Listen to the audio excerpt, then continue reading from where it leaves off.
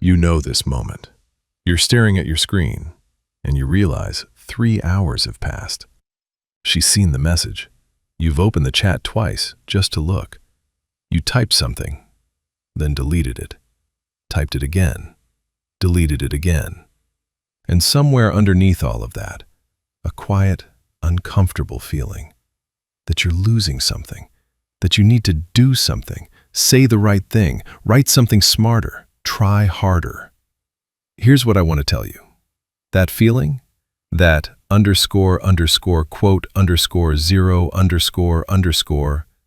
that is what's killing it. Not something you said wrong, not you being insufficiently interesting, not her meeting someone better. That specific feeling, the trying. It transmits through a screen just as clearly as if you'd said it out loud. And the harder you try, the further she goes. This isn't unfair, it's not cruel, it's just a law, as real as gravity. Chasing creates pressure. Pressure creates repulsion. Every time, no exceptions, regardless of how decent a person you are. Today, why this works the way it does, what it looks like from inside when you're in it, and most importantly, what to do instead, specifically, without games, without manipulation. Let's go. Before we get into it, one thing I want to be clear about. When I say stop chasing, I don't mean become cold. I don't mean perform unavailability. I don't mean disappear for 3 days to make her miss you. Those are all tactics, and they work badly, even when they technically work. I'm talking about something deeper, your internal state, where you're acting from, strength or fear, because that's what she actually feels. Not the words, not how often you text, the energy behind it. 5 parts.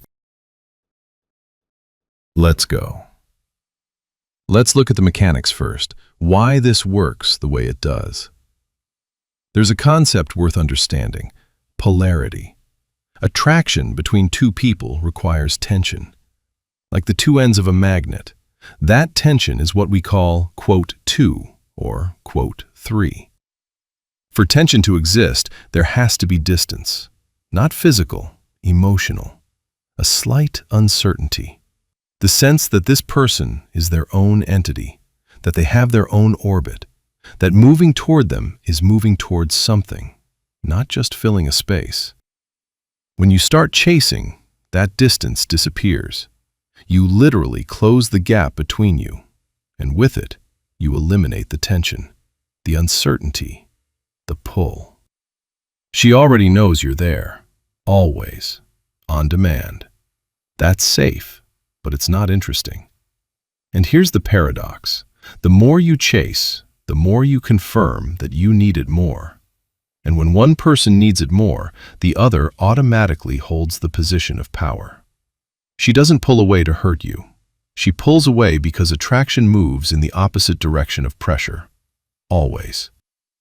First part. Chasing kills tension, and without tension, there's no attraction. Here's something important, because most guys think chasing means literally pursuing someone. It doesn't. Chasing is an energy. It shows up in very quiet ways. You text first, every single time, without exception. That's chasing. You respond instantly, always. Even when you're in the middle of something. Even when she took 3 hours to reply. That's chasing. You invent reasons to reach out, not because you have something to say, but because you want the contact. That's chasing. You accept her terms, even when they're inconvenient, because you're afraid that if you push back, she'll get cold and disappear. That's chasing. You do more and more attention, more effort, more gestures, hoping that at some point she'll come around. That's chasing. See the pattern? It's not about any specific behavior. It's about the motivation behind the behavior. All of it comes from the same place, the fear of losing her. And she feels that. Not the actions, the fear underneath them. Honest question. Are you doing what you're doing because you want to, or because you're afraid of what happens if you don't? If it's the second, that's chasing, regardless of how it looks from the outside. Second part, chasing isn't a behavior. It's the motivation behind the behavior. Let me tell you something. There was a period in my life when I was falling for someone who was clearly pulling away. I could see it, and I did exactly the opposite of what I should have. I tried harder. I found reasons to see her. I wrote clever messages, spent way too long on them before sending. I did small, thoughtful things. I was as attentive as I could possibly be. And every single thing I did was communicating one thing to her. I can see you leaving, and it's scaring me. Not in words, in energy. She left. Of course she did. Some time passed. I got on with my life. Not as a strategy, I just didn't have another option. And she reached out, 2 months later, said she'd been thinking about me. I'm not saying wait 2 months. I'm saying, look at what changed when I stopped chasing. The energy changed, and she felt it. That's what the next part is about. Okay, specifically. First, stop acting from fear and start acting from genuine desire. This sounds simple. It actually changes everything. You want to text her? Text her. Not because you're scared she'll forget about you, but because you have something to say or you actually feel like talking. The difference is that the first is need. The second is choice. Need pushes people away. Choice pulls them in. Second, live your actual life. Not as a strategy, as a reality. Here's the problem with the advice __quote _5 __. If you're doing it so she notices, that's still chasing, just with different props. You're still living for her reaction. Real is when your life is genuinely interesting to you regardless of whether she's watching. When you have goals that are moving, people who matter, things that give you something real. Not the appearance of being busy. Actual substance. Third, give space, deliberately. If you notice you're always the one reaching out first, try not reaching out. Not as a game. Just to see, will she? This isn't manipulation. It's information. If she does, there's interest and initiative on both sides. If she doesn't, that's also information, and it's better to have it. Fourth, stop trying to control her interest. Here's the hard truth. You cannot make another person feel something they don't feel. Not through any action. Not through any effort. Not through any amount of doing things right. Either the attraction is there, or it isn't. Your job isn't to create it through persistence. Your job is to be the kind of person around whom it arises naturally. Those are very different things. One is control. The other is presence. Third part. Instead of chasing, desire instead of fear, real life instead of strategy, space instead of pressure. Hold on. There's something most people miss here. We've been talking about what you do and don't do, your behavior, your energy, your choices. But here's a moment that matters. Sometimes it's not about you. Sometimes she pulls away because something is going on in her life. Sometimes because she's not in an emotional place for anything more. Sometimes because the chemistry between you simply isn't what would be needed for something real. And nothing you do changes that. This matters. Because if you're convinced that the right behavior can create attraction where none exists, you'll keep searching for what you're doing wrong. Adjusting your approach, trying again. Attraction either exists or it doesn't. Your behavior can support what's there, or it can destroy what's there. But it cannot build something from nothing. So stop chasing, not only for her sake, for yours. Because someone who's chasing is spending energy where it possibly doesn't belong, and missing what's actually right for them. Because they're only looking one direction. Fourth part.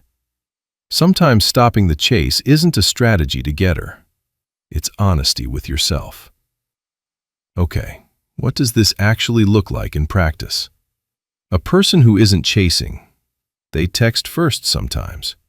Not every time. Sometimes she texts first. That's normal. They respond when they're free. Not instantly out of anxiety, and not with a deliberate delay out of strategy. Just when there's time and they feel like it. They say what they think. They don't agree with everything. They're not afraid that disagreeing will push her away, because they're secure enough to know that having a different opinion isn't a threat. It's part of who they are. They end conversations when it makes sense to. They don't wait on the line until she says goodbye. Sometimes they're the one who wraps it up first, because they have somewhere to be. They don't cancel their own plans for her if it's genuinely inconvenient. They respect their own time, and through that, they show that their time actually has value. They notice when the interest is one-sided, and they don't pretend it isn't. No drama. They just scale back accordingly. And the most important thing, they don't live from her reaction to her reaction. Their day isn't shaped by whether she replied. Their mood doesn't depend on whether she watched their story. Their life is happening, with her or without her. And here's the paradox that plays out every time. The person who doesn't need attracts, not because it's a strategy, but because it's rare. Because most people do need. And when someone comes along who doesn't, it registers differently. It feels like something. Fifth part. The person who isn't chasing looks a specific way. And it's not coldness. It's fullness. Let's bring it together. Chasing kills attraction because it kills tension. Chasing isn't a behavior. It's the motivation behind it. The fear of losing her. Instead of chasing, act from desire. Live genuinely. Give space. Sometimes it's not about you, and accepting that matters. The person who isn't chasing draws people in, not through strategy, but through actually being full. Here's what I want you to actually take from this. Stopping the chase isn't about getting her back. It's about coming back to yourself. Because chasing is a state where you're living for someone else's reaction, where your mood depends on another person's phone, where you're spending energy trying to control something that can't be controlled. That's exhausting. It diminishes you in your own eyes, and it doesn't work. Stop chasing, not for her, for you. Because you deserve to operate from strength rather than fear. Because your life is more interesting than waiting for someone to text back. And here's what happens when you actually do this. Sometimes she comes back, feels the shift in energy, starts reaching out first, starts valuing what she almost let go of. And sometimes she doesn't. And then you're free. Free for something that's actually right for you, instead of chasing something that doesn't want to be caught. Either way, you win. One last thing. We talked about the energy of chasing and how to step out of it. But there's another side to this. There are situations where you're not chasing, and she still keeps you close without giving anything real. Where you're not plan A or plan B. You're just a convenient person who's available when she needs something. How to recognize when that's happening. That's the next video. 7 signs she sees you as a backup plan. If you want to understand what's actually going on in your situation, that's where we go next. See you there.